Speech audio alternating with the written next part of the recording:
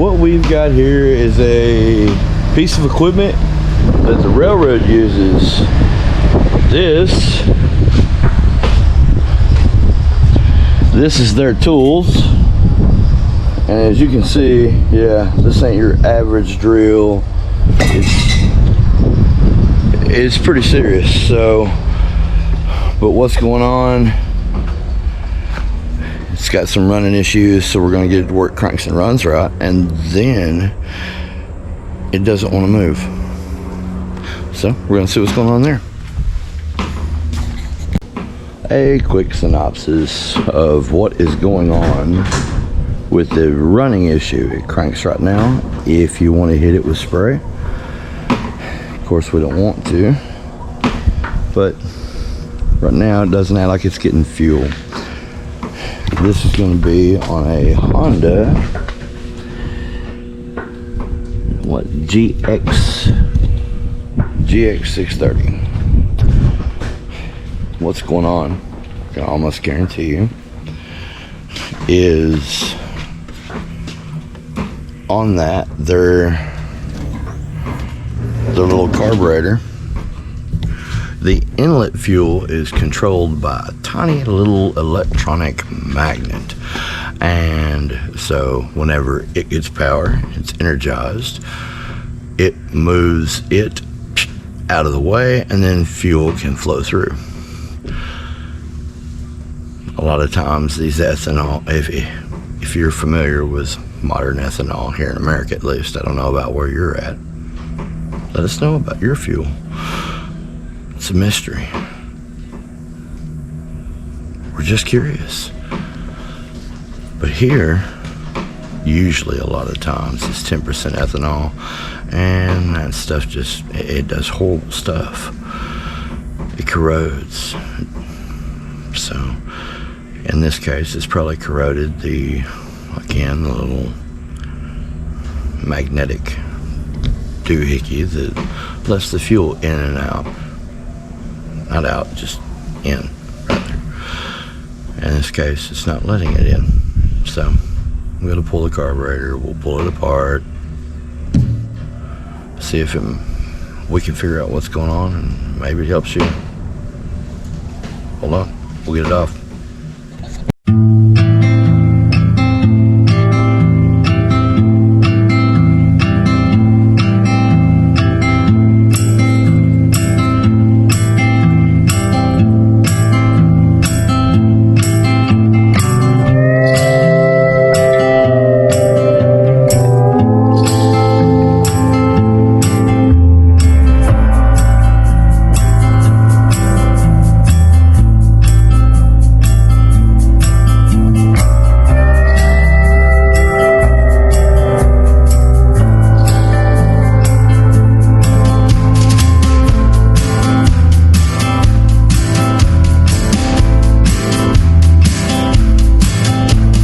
I just took the carburetor off. It's here. I poured out the contents, and if you've got a discerning eye,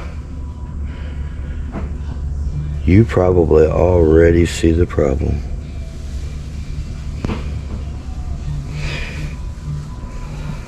See it right there? Fuel won't bead like that, y'all. See, look at that. Look. See how it's separated and it's all running together?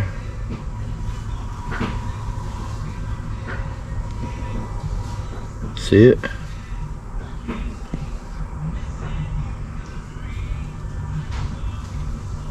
See how it's separating out?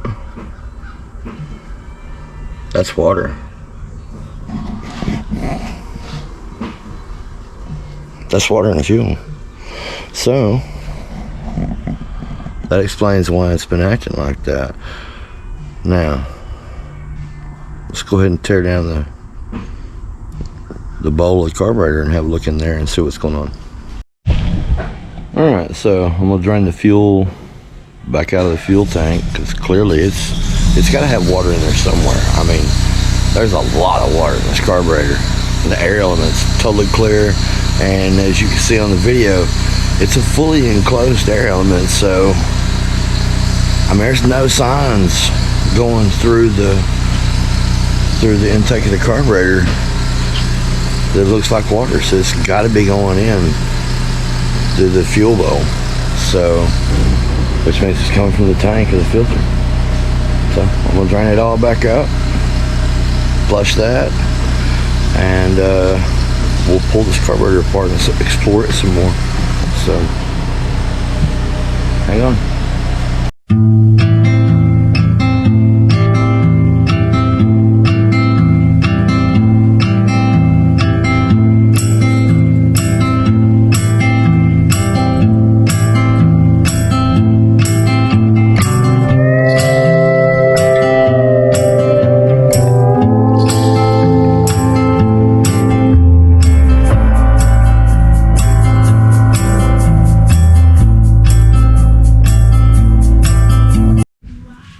Okay, everybody, so after sucking the carburetor in Chem Tool for a day, and then I like to go back, spray them with carburetor cleaner, and then suck them in solvent for half a day. That's, I mean, you don't have to take that process, it's just the way that I go. After that, I usually clean them off really good and then blow everything out with an air gun. Make sure you get every single jet, every, you know, like the fuel bowl jet, the actual carburetor inlet. Make sure you get all your jetting here, like your air passages, fuel passages and whatnot. Just make sure you blow everything out really, really well, okay? And a tip here, make sure you take out these O-rings, okay? Because if you soak them in solvent or in Chem Tool, you're gonna need more. So just go ahead and pop them out now before you do it. All right, so also it's plastic, so see how easy it was to drop that pin? Be very careful. But again, this float's made out of plastic. Just spray it with carburetor cleaner, wipe it off really good. It doesn't need to soak in Chem Tool or anything. Same thing goes with the itty bitty carburetor filter. Okay, this part, by the way, we'll just go ahead and stick it in now. It goes in your fuel inlet barb. Okay, just like that. Okay, so the other thing I would tell you, your float bowl jet, see that little piece of neoprene there at the end? Don't soak this in Chem Tool. Really, all I do with this, I hold it in my hand and I spray it with carburetor cleaner, and then I rub it till it's clean. Doesn't stick anymore, doesn't feel gritty or slimy or sticky in any way. Once it feels completely clean, then you can go ahead, after you get everything else clean, and we're just going to go ahead and reassemble this. So you can see the indexed tab, so you're just going to hang your jet just like that. Okay, be careful and reinsert your rod.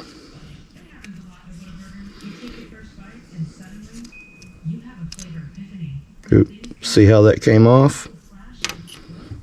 You have to be extra careful. This is going to be a little difficult trying to do it in a way that the camera can see it, because I can't see it. I'm actually having to get behind the camera. Here we go. Let me see if I can turn this kind of to the side, because as you can see,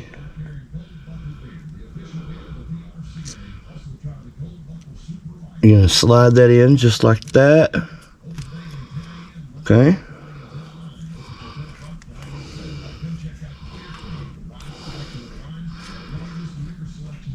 Then slide your rod over. Okay, once your rod's there, small Phillips screw that retains the float bowl rod. Just going to hold that in place with my finger.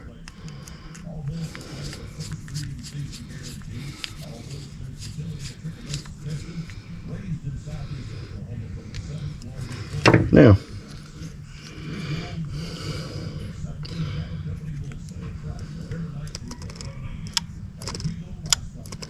see how that works? Real simple. And here you should be able to see the function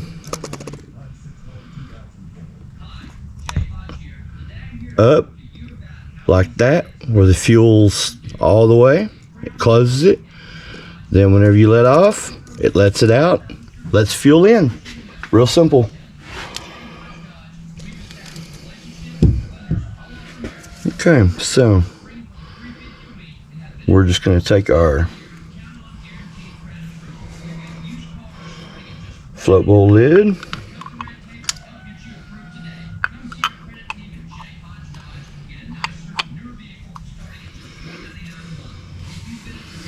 then you can just kind of hold it in a position while you get your screws.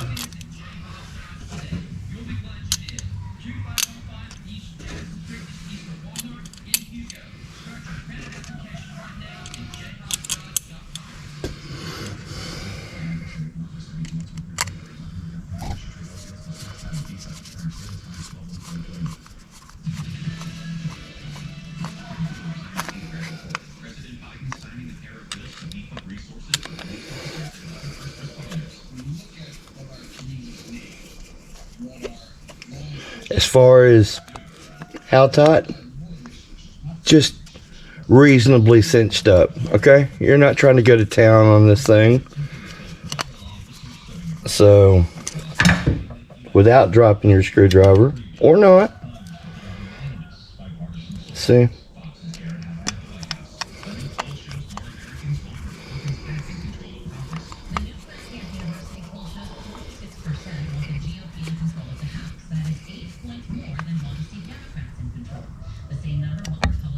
I'm just going to go back over them.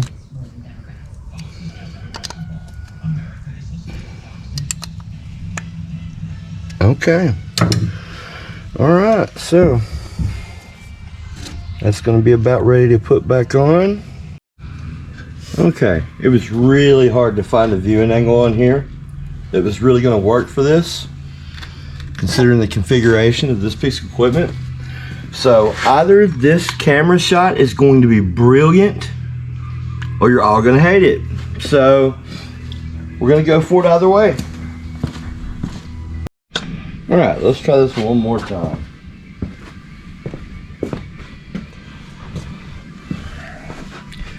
I had things just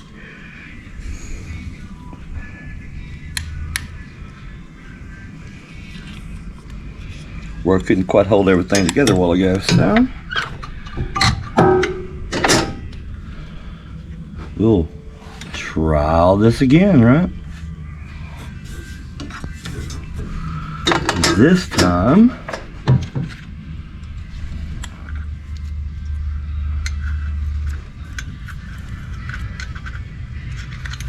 I think if we hold our lever like that, and then I reach it down here, there we go. Now we're going.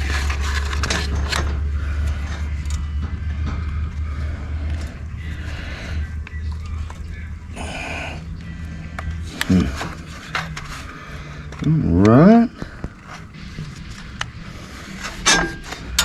Our fuel rail plug, or our fuel electric fuel turn on plugged in here.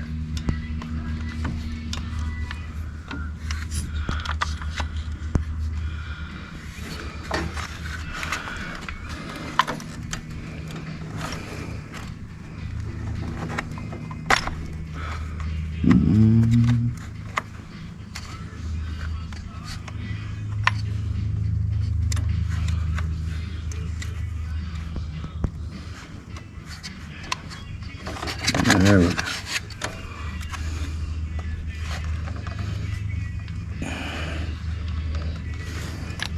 Awesome. Now we're in pretty good shape.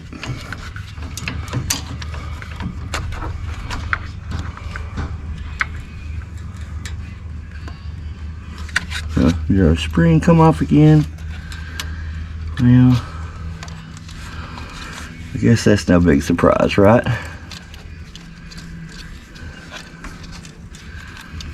Do what I can to get it spun back around here.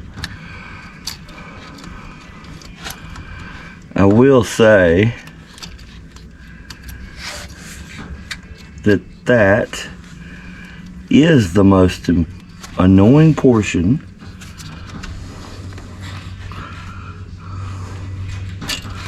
of this whole carburetor task is actually this spring. The rest of it, silly simple.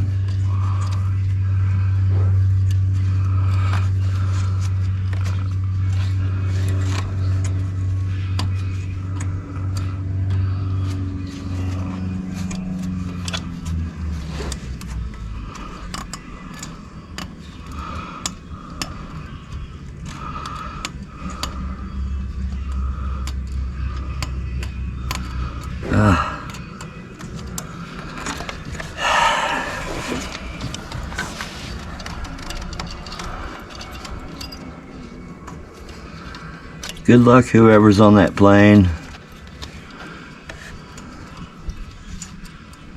Just because you are in way better shape flying as far away from the spring as you can get.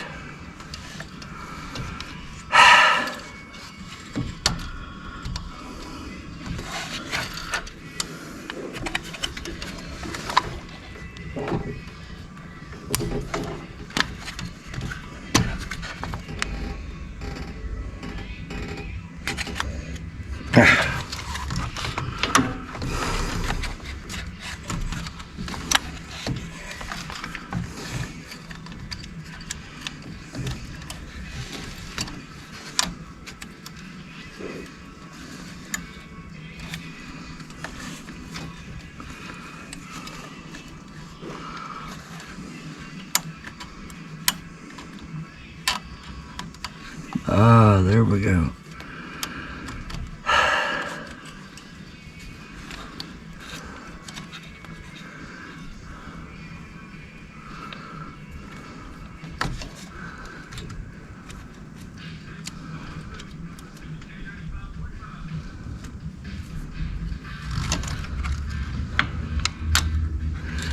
Are you kidding me? Alright, so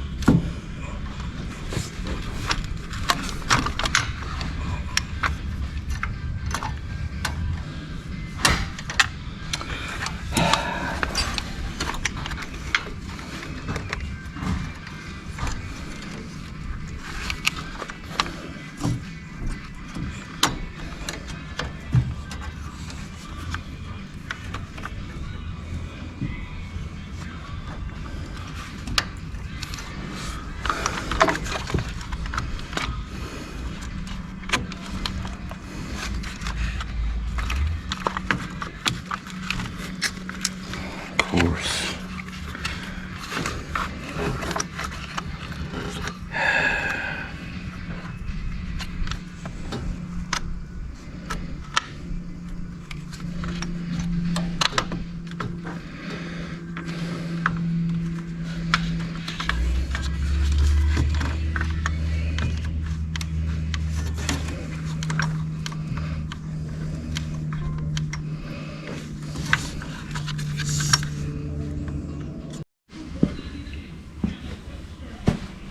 Okay, so carburetor's back on. Now we just got to get our fuel pump back on, and then I'm going to hook up a makeshift fuel tank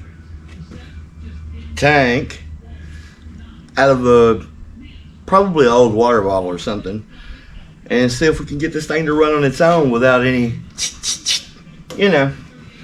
So, well, let's see what we do.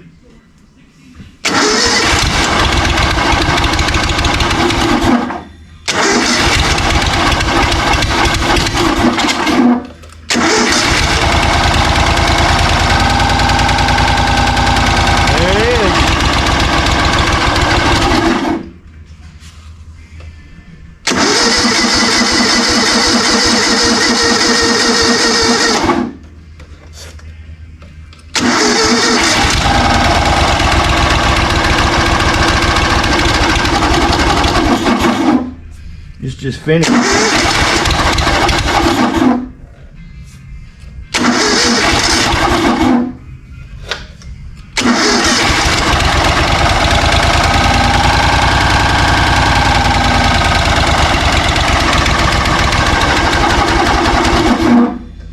Yep, just can't keep enough fuel to it.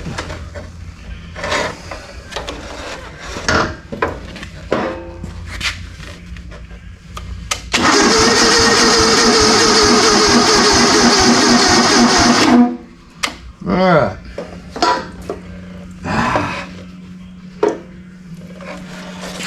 Battery needs recharged. Fuel system's still obliterated. So, but we know that will run if it had a good enough fuel supply. So we'll just have to work out the fuel supply first, and then we'll move on to why it doesn't move. So, next. Alright everybody, after getting the carburetor back on, I went ahead and cleaned the fuel tank out. Let me show you.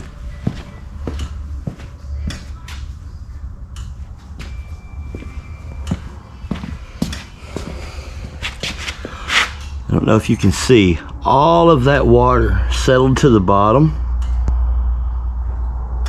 That was inside the tank, of course. Even after I thought I'd drained the tank. Apparently this has a inner bladder, and that nastiness also, yeah, that kept tearing up our carburetor pretty bad. So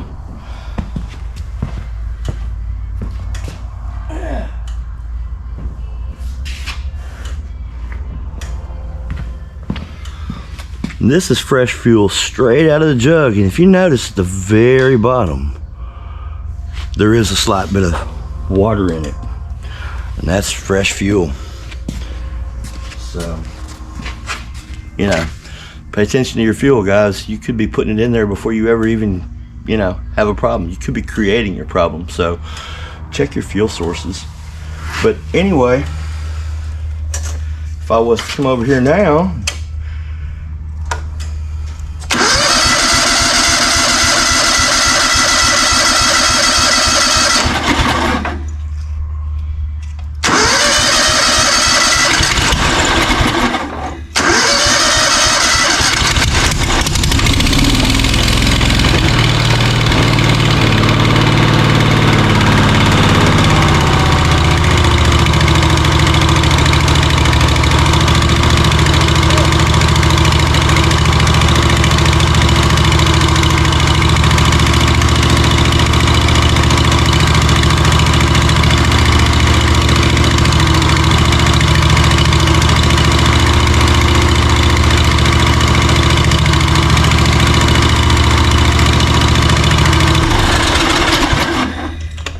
so, as you can see, it runs like a champ now. However, there's still a problem to fix. See, this track, it functions as it should, but when I come to the other side, this side of the track doesn't do a thing. So I'm going to pull the pressure release valve, and we're going to check it. So see what I can do to get you set up here. All right, we're gonna do a little time lapse and see what we can do, guys. So here we go.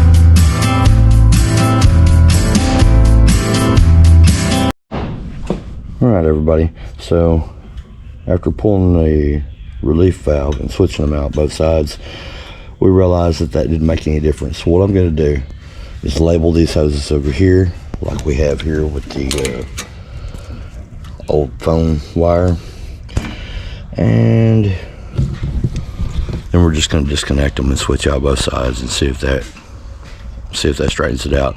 And I'm going to look at this one and see if I see anything obvious and they're teared apart. So here we go.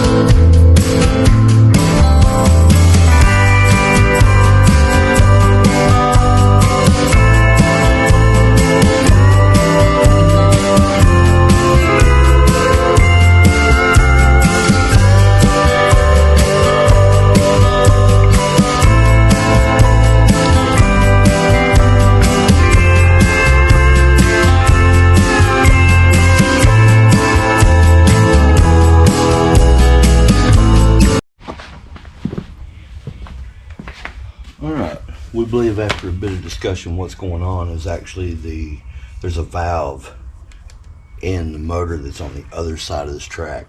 So we're going to split the track, take the valve off, or the motor off, and then the valve off, and we're going to see what's going on.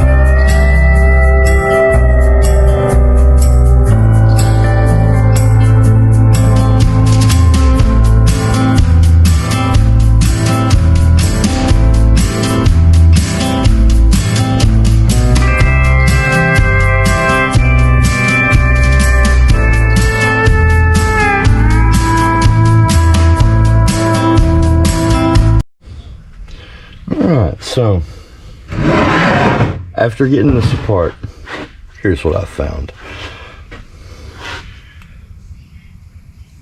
The check valve, if you'll notice, I don't know if I can quite get it where you can see well. However, the check balls are in them. All of the vents look to be closed. And what I would have expected to see here is one of these check balls stuck open. So, and then it would have just been bypassing, and that would have explained what we had going on here, but that's not what I found. So instead, what I believe is going on, and I'm going to get Chris to confirm this, if I turn counterclockwise, it will turn without too much resistance. But it is very there. It freed up some, but it was very difficult to turn.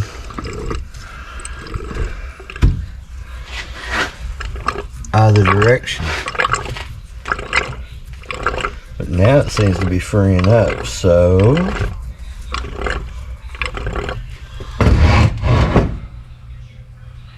I'm not, well, you know what? That looked like that may have been a little bit of trash that came out.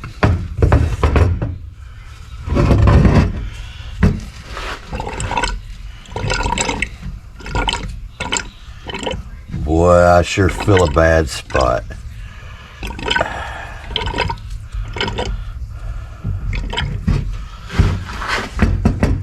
And like I say, I may be wrong, it may be fine.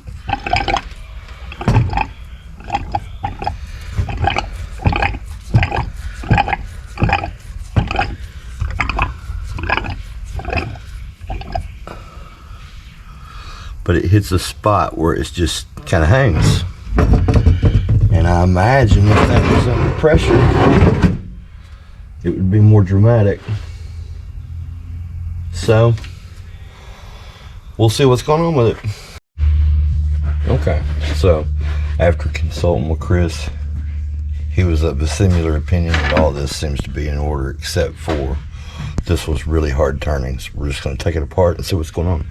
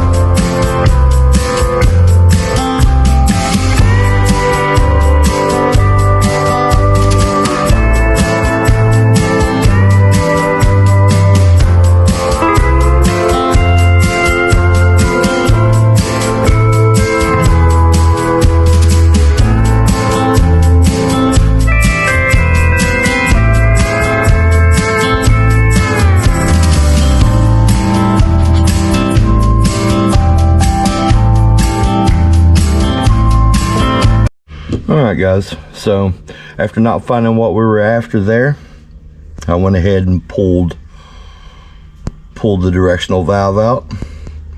You know, this sits in there and moves back and forward depending on if you're in forward or reverse. You know, simple. Well, what this dude consists of is a check ball, okay, a plunger,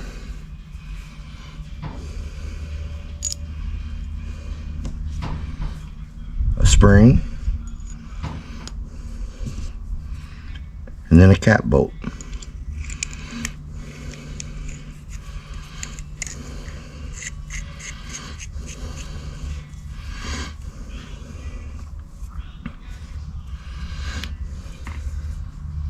I mean, essentially, that's all it is. So, check ball, plunger,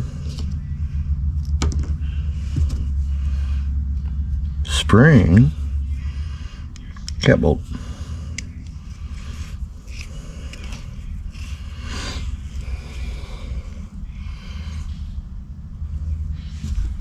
Once you're sure this isn't stuck, go put it back. Okay, so as you can see, we had to go a little bit further. You take this off the same way that you did the pump. Here are the 4 bolts that you use to undo the pump, and the bolts to take off this is the perimeter around that. Real simple. So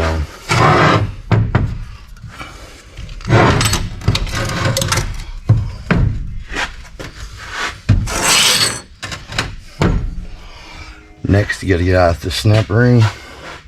Then this cover comes off and you can see the goods. So I'm gonna put you back on time lapse and we'll go from there.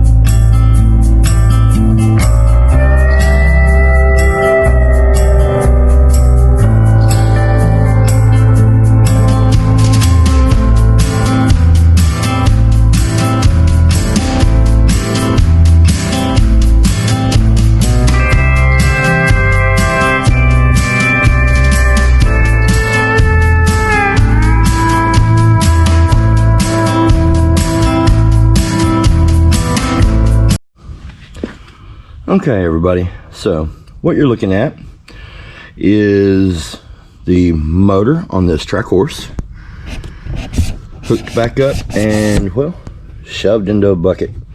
What we're gonna do, we're gonna crank it up and we're gonna see, of course we're gonna have a little bit of oil shoot out of our hole here, but we're gonna see if that pump is actually working and it's a problem with the hub, or if it's a problem with the pump. So without further ado, oh, and this will be a cold start, so let's see how our little fix worked. Fuel jug set level.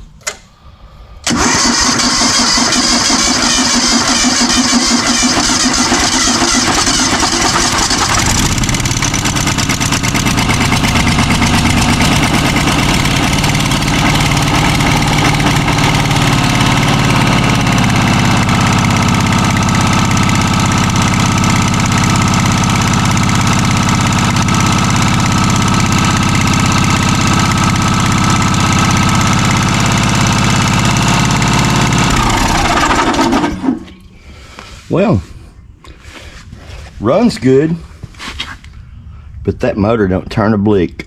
So, all right, back off with that. See what's going on with the motor, because it's definitely a problem there.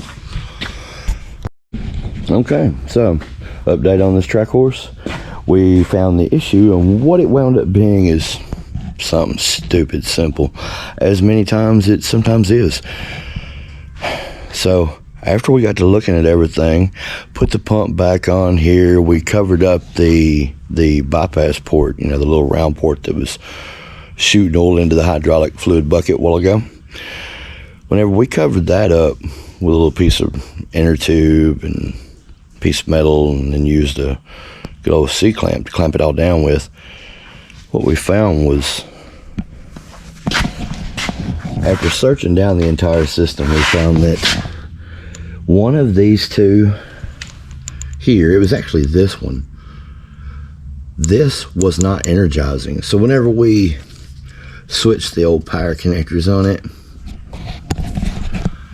bingo bango, it all just went, yo. So what it wound up being, I had noticed that right here was this wire sticking out of this butt connector. Lo and behold, I plugged that dude in and it works. To think of all the stuff we've taken apart and diagnosed just to find that. So check your electrical connections, make sure those are energizing before you go to the point of tearing these down. So yeah, it was really simple. So I'm going to put this dude back together, get everything ready, and we should be good. Here we go. Okay, everybody, get everything back together. We'll try to give this thing a crank. We'll see if it works.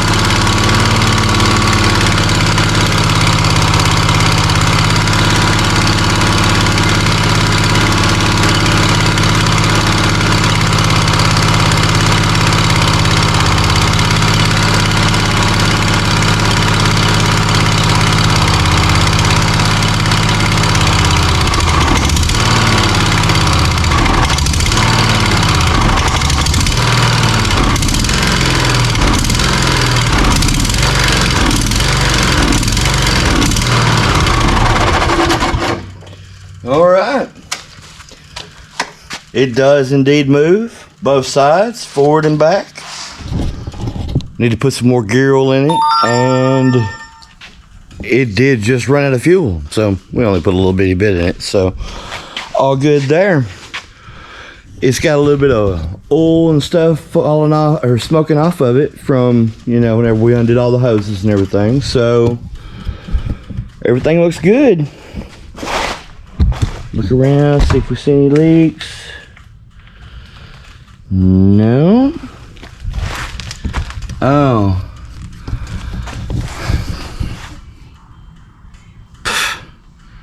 Okay, I do see a small problem. We'll have to take that pump back off at the bottom, redo it. 2 washers fell out. Okay. So the little Stanley TracHorse is all buttoned up and ready to go. So without further ado,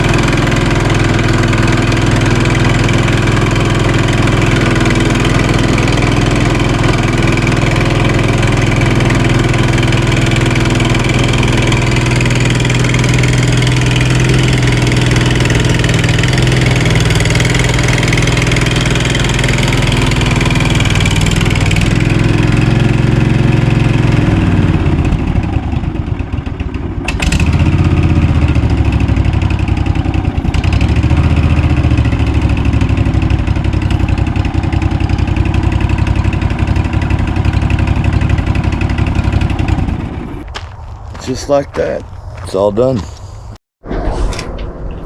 Hey everybody, thanks for watching. Please subscribe and hit the like button. And don't forget to share and hit that notification bell.